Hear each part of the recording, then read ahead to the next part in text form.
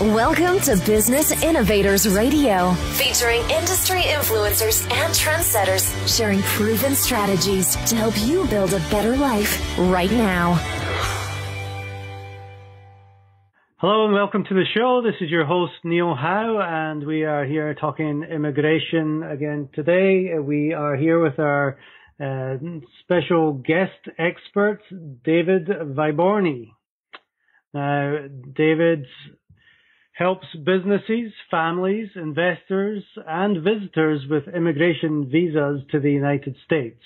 That includes businesses employing foreign workers and executives, foreign nationals investing in the U.S. to get immigration benefits, and individuals sponsoring family members for green cards. Well, welcome to the show, David.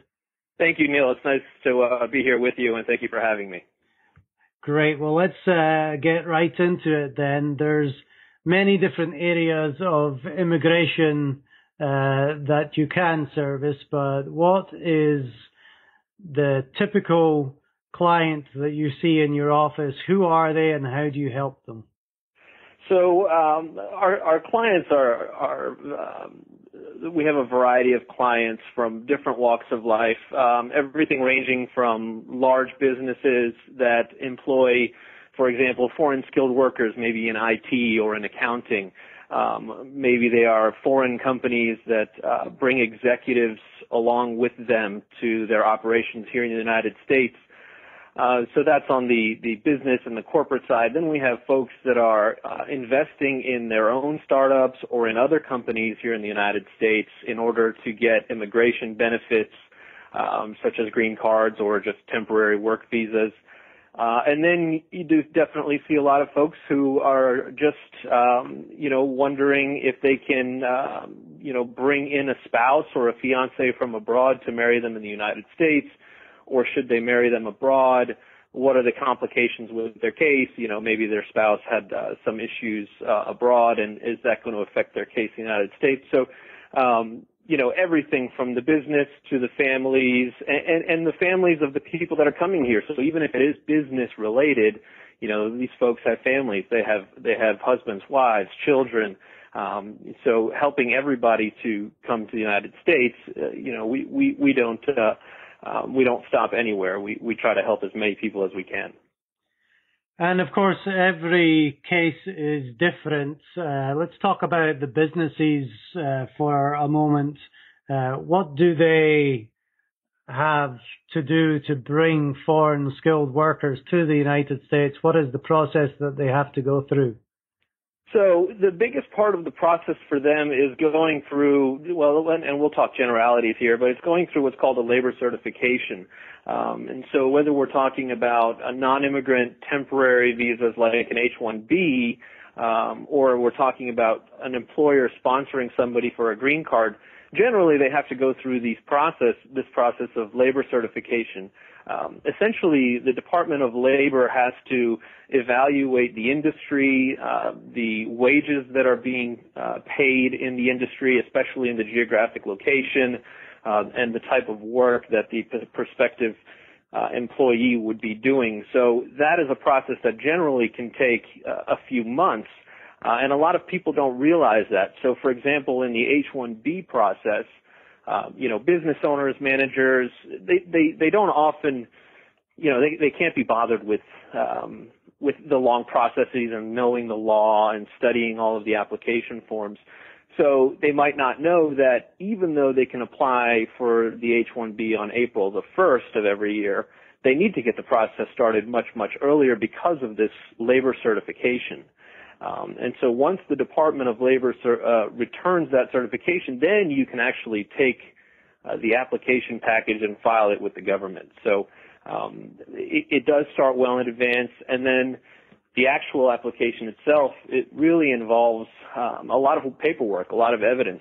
So we're talking about evidence of the business's revenue, the history of the business, how long it's been around, if it's been established, how large it is, and then we're talking about the qualifications of the employee, whether the employee is, first of all, admissible to the United States, do they have the qualifications necessary for the job, How long is the employee expected to work? What would the employee be expected to do after the job or contract would be over? It is in multiple stages, and it can get complex in any one of those stages. Yeah, and it takes time, and I believe there's only a certain amount of H-1B visas given out every year. Is that correct? Yes, that's correct. So every year there's a numerical limitation on how many the government will give, and that is the hardest part about that is in years past the filing date would start on April 1st, and it would be open for as long as necessary to fill the available number of visas. Now, the available number of visas are getting filled within sometimes as little as 2, 3, 4, 5 days of the start of what we would call the H-1B season. So the application really, really has to be in their mailbox on April the 1st for any chance to be selected in, I guess, what you'd call a lottery now. Because the cap gets filled so quickly. Now, that is one part of it. There also are cap exempt type of businesses, and those are generally colleges and universities. This is another area where sometimes people aren't necessarily aware of. They can still file for H-1Bs if they are trying to work for a cap-exempt organization. For example, if they're looking for a teaching position with the university, well, they can file that anytime because the university is not subject to that limitation. That's interesting. I didn't know that rule. So what kind of businesses typically are looking for foreign skilled workers? The largest sectors in the United States are certainly IT and computer type of work. So, programming, software development, internet security is certainly growing now because every company, of course, is trying to make sure that their online presence is as secure as possible. And so you're finding a lot of that. And then accounting, I would say, would be the next largest in the skilled labor industries. You certainly have every type of, even lawyers are filing under H-1B in different places, but certainly anything to do with computers and software and the internet, that's going to be the biggest category. And there is a lack of U.S. workers to fill those positions right now? Well, that's what the businesses are apparently seeing. So, myself, I don't know. I'm not one who hires these types of workers regularly, but it's apparent that these businesses are having apparently some difficulties finding this type of work here in the United States. Now, of course, it is taught in United States universities. It is taught, in graduate programs here.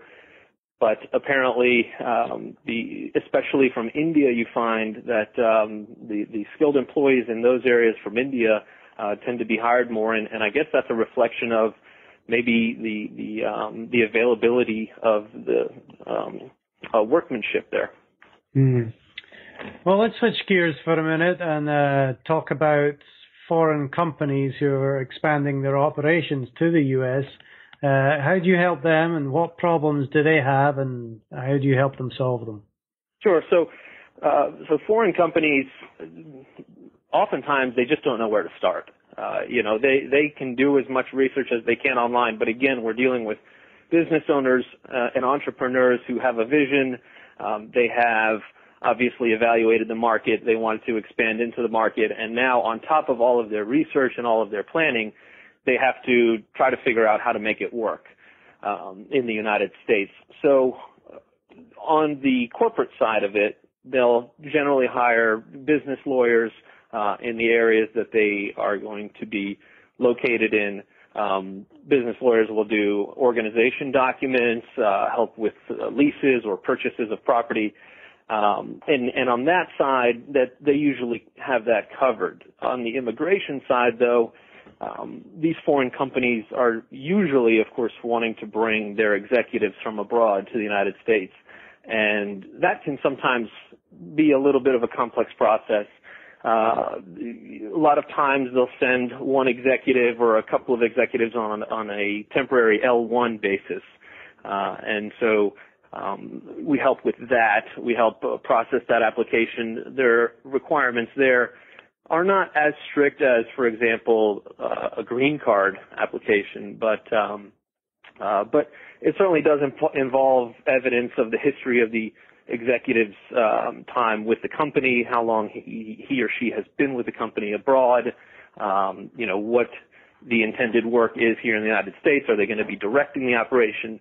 Are they going to be supporting it somehow? So tailoring the application most specifically for that business's need is kind of the fundamental part of that. I would say that a lot of times a problem that they'll find is an immigration lawyer or a business, the business lawyer certainly can help and try to learn the immigration part of it, but the immigration lawyer might not necessarily understand the business side of it, so they might not, be as in tune with what certain business terminology is, and might have some difficulty kind of understanding the nature of the business, and therefore they're going to have a difficult time translating that to a USCIS officer or a Department of State officer who's trying to get an understanding of this application and see if they qualify. So that can sometimes present a little bit of a problem. That communication aspect, I guess, between the company and the executives and the immigration attorney. Yeah, ultimately, if you're going to expand into the U.S., you need a specialist when it comes to immigration to deal with all the ins and outs. You need people to stay in their own lane and do the jobs that they're good at if you want to be effective in getting the process done quickly. That's right. And what I find a lot is some of those folks that are bringing their companies here, they find their large law firms in the cities that they are going to have their locations, and those law firms sometimes have immigration attorneys that work, within the firm. Sometimes they have an attorney who kind of dabbles in immigration and works in the firm and would help with those kinds of applications. There are obviously varying degrees of success when it comes to that. It's obviously much better to have an expert to help you, somebody who handles nothing but immigration, so that they can, really lend their expertise to your case, rather than somebody who has to do a lot of kind of catching up to not only understand the case, but also understand how the application process works, what are the legal processes, and what to do next. Right. And of course, when you have foreign companies bringing their business to the United States, it helps stimulate the economy, which is a good thing. But there's other ways where foreigners can actually invest into businesses in the United States to gain temporary or permanent residence. Let's talk about that for a minute.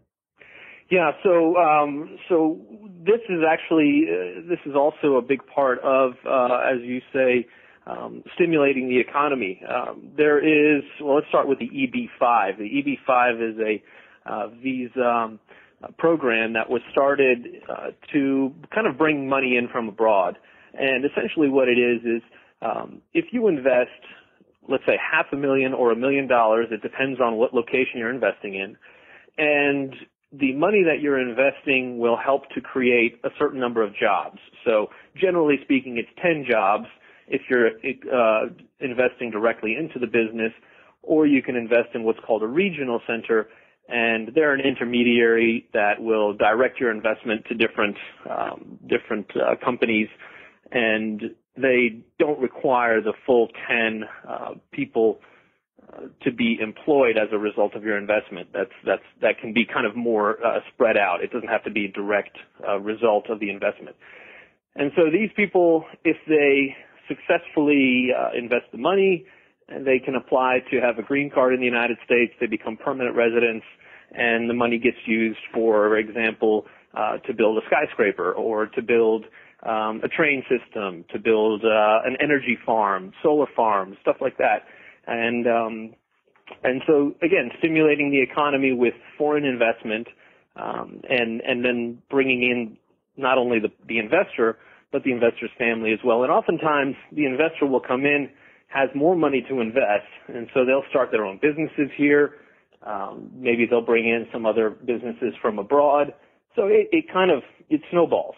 It's a great snowball effect.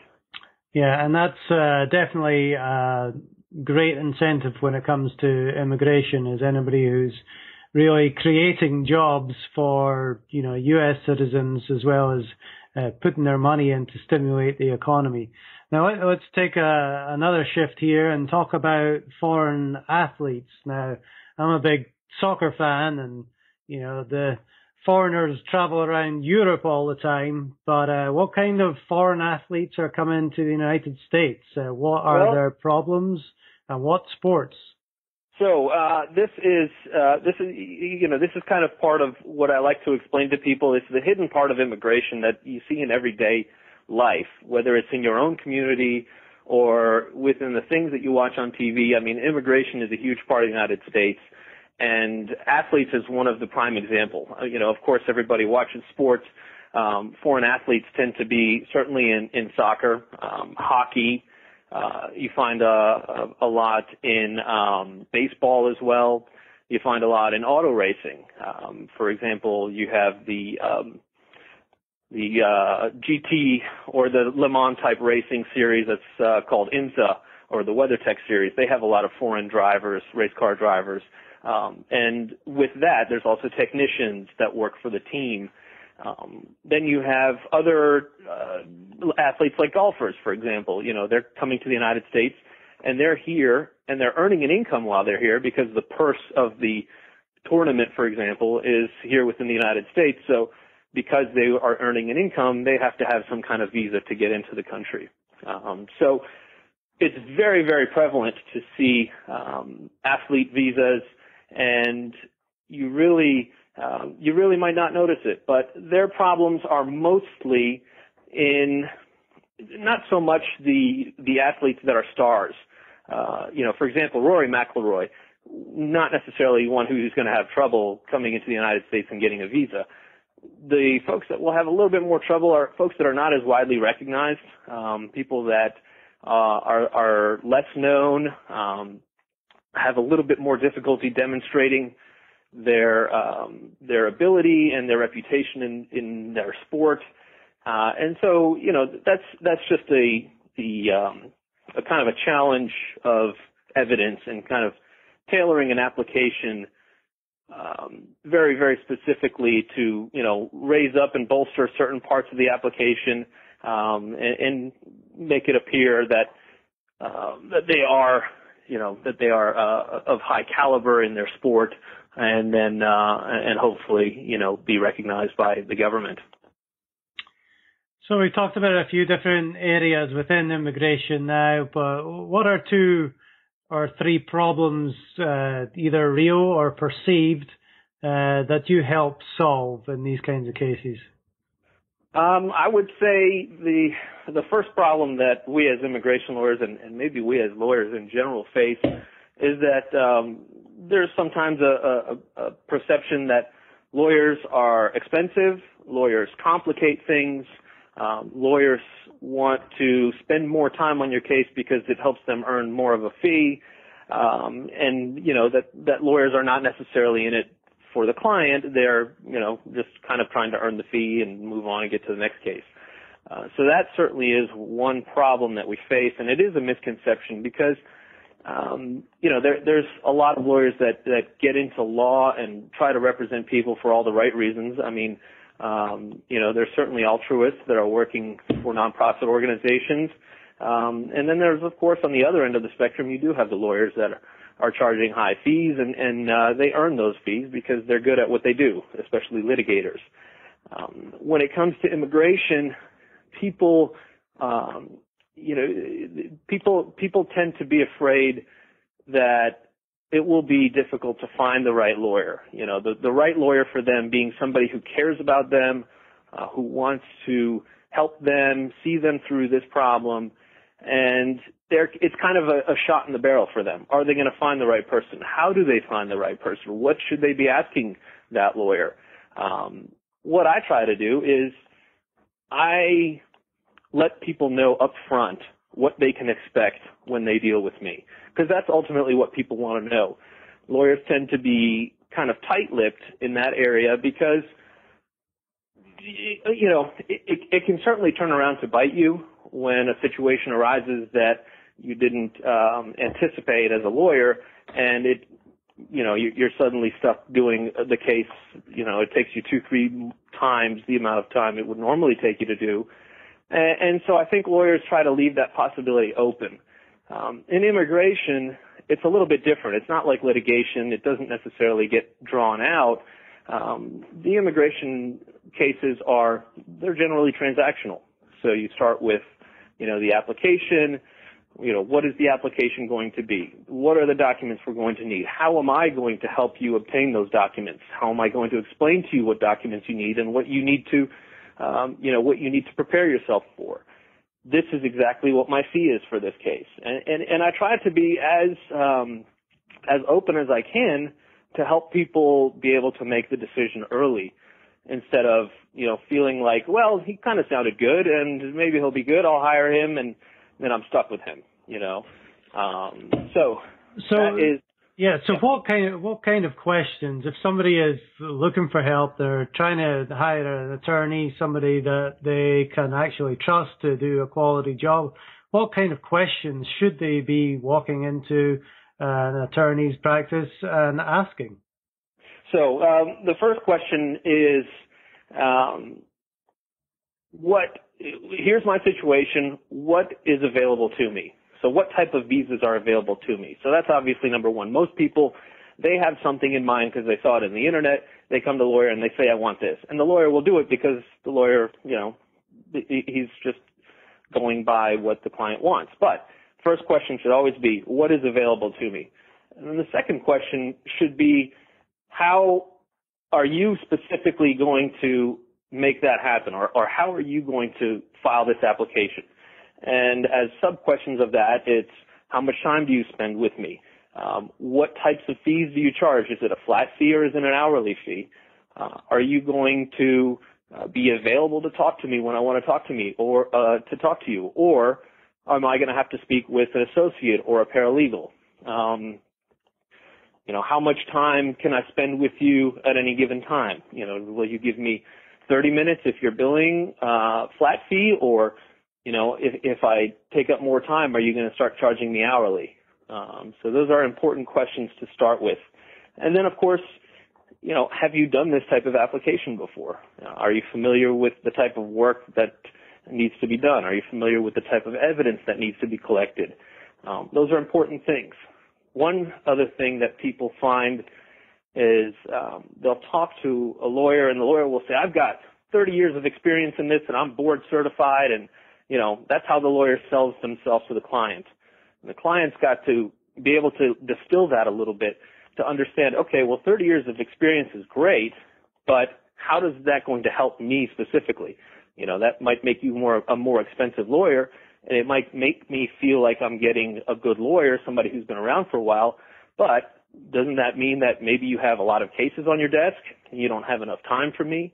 Or does it mean that your fees are too high? You know, try to follow every question up with something and not be afraid to ask. That's probably the biggest piece of advice.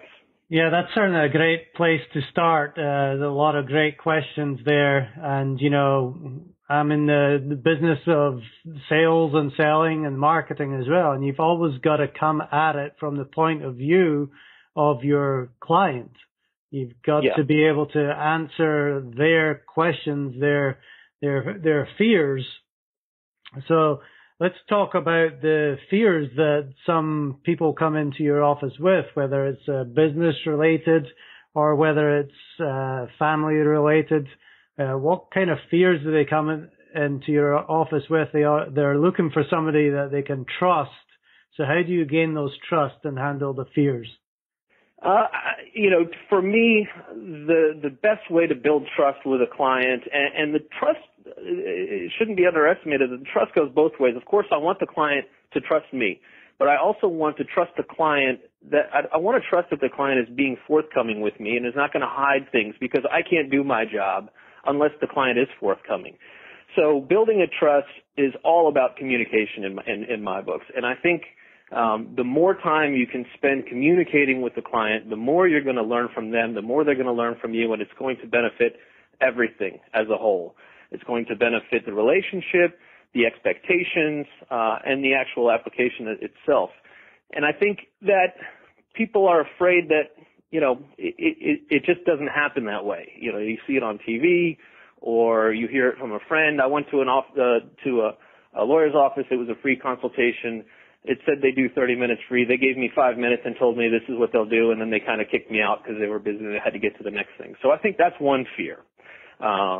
Certainly not being able to communicate with your lawyer is one fear. And then you have more specific fears, especially when it comes to cases dealing with families. You've got people that have the case-specific fears of, well, I did this one time when I was young and I was back at home, and is that going to affect my ability to show good moral character for citizenship? Or am I going to be able to get a green card because, at one point somebody in my family was part of a militia in another country or something like that. So the case-specific fears are a little bit harder to deal with. Once the client gets to opening up a little bit about them, that's when it takes a little bit more time to tease out exactly what the problems are and how the problems can be dealt with. And I think, maybe sometimes people fear judgment when they're talking to a lawyer. I mean, they might forget that this is all, confidential. So they fear judgment. They don't want to tell the lawyer everything because maybe they're embarrassed for something that they did or embarrassed for something that happened. So those are the biggest things. And like I say, my main goal is to try to create an easy communication environment so that everybody can kind of understand what's going to happen here and what everybody's going to get out of the case. Yeah, and to your point, some of the bigger law firms maybe that have been around for a while, or lawyers that have been practicing for 30 years and have a busy caseload, might not really be able to give the time that the client needs to be able to, get everything out and tell the whole story so they have the best chance of success in their case.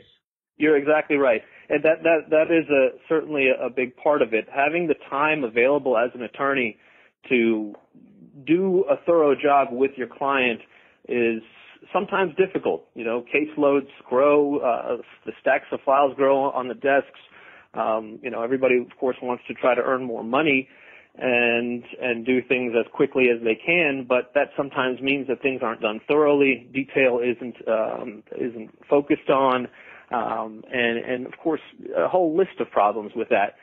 So another part of what we do, what I try to do, is figure out, I do kind of an internal review, and I try to figure out every day, how can I make my business more efficient so that the work that needs to be done gets done effectively, but I also have the time I need to spend with the client on the phone.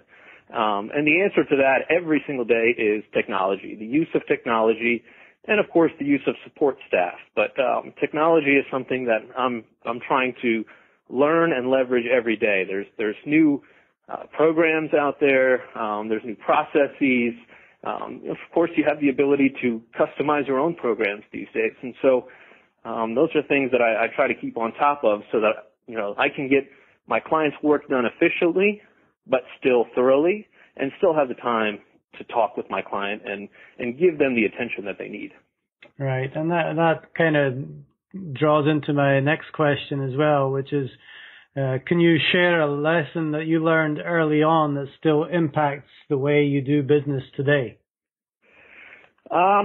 Yes, I think it probably has to do mostly with file organization. Being a young, and we're still somewhat young, but when I was younger and newer to the industry, I had, of course, it was all new. I was learning everything, and organizing a case file was not one of my top priorities. My priorities were understanding the law, making sure I was doing a good job for my client, and that suffers if you don't have good organization.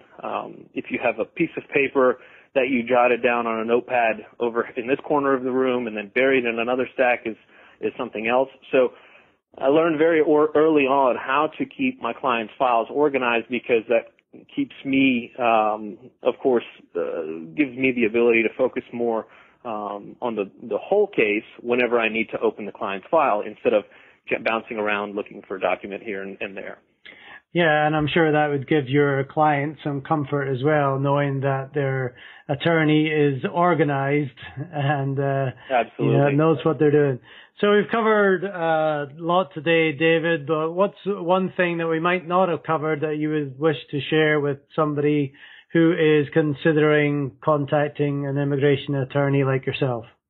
I think that, one of the big takeaways for anybody listening is don't be afraid of an immigration attorney. There's plenty of people out there that are trying to find information quickly. I mean, this is the information age, and people think they can find good information on the internet and do things themselves. You're dealing with law, you're dealing with federal law, and you're dealing with cases that are all supporting that law in one way or another.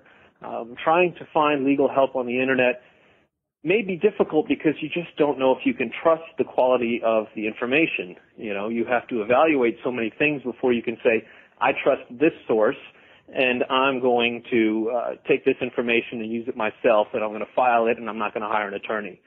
I think that's a big problem. And again, I think it stems from people's fear of spending money on a lawyer who's just not going to do a good job, and they think they can, you want something done right, do it yourself. So I think it's important for people to understand that we are professionals. We are experts in this area, and this is what we do on a daily basis. And we are going to, once you become our client, we have our ethical duties to you. We have our duties to advise you in the best way that we can, based on our knowledge and understanding of the law. We have to research the law if we don't know it 100%. And you're just going to get the best advice when you hire somebody to do something on your behalf. At our company, what our goal is, it's not to make your case complex and earn more of a fee out of you. It's to simplify it. We're built around the simplification of the law and the process to get applications done. That doesn't mean that, we don't take into account every single factor that needs to be, considered for a case. It just means that you're going to understand your case when you talk to us. If you have questions, you're going to get answers. You're going to see your application at any time, at any phase of the case. You're going to be able to talk to your lawyer. You're going to be able to review everything before it all gets submitted, and you'll have, again, time to ask very specific questions. Why are you doing this? Why are you doing that? Why do I need to provide this? So you're going to get the right guidance when you go to us, or any immigration lawyer for that matter. So I think that people really need to not fear lawyers and talking to lawyers, and make sure that they can get their cases done right. Well, we're talking to David Vyborny. David, how do people get in touch with you to learn more? The best place to find us is on the internet at Occam Legal. So it's www.occam-legal.com. Occam is OCCAM. Okay, great. Well, thank you very much, David, for taking the time to help educate our audience on the ins and outs of immigration. Thank you, Neil. I appreciate the time with you today, and I hope your listeners have learned something, and hope that maybe we can help them with their case in the future. I'm sure you certainly can, and I know I learned something, so I'm sure they did too. Good. So thanks again for being on the show, and to our listeners, if you like what you hear, please hit that like button and share, and we will see you next time on the show. Thanks for listening to Business Innovators Radio. To hear all episodes featuring leading industry influencers and trendsetters, visit us online at businessinnovatorsradio.com today.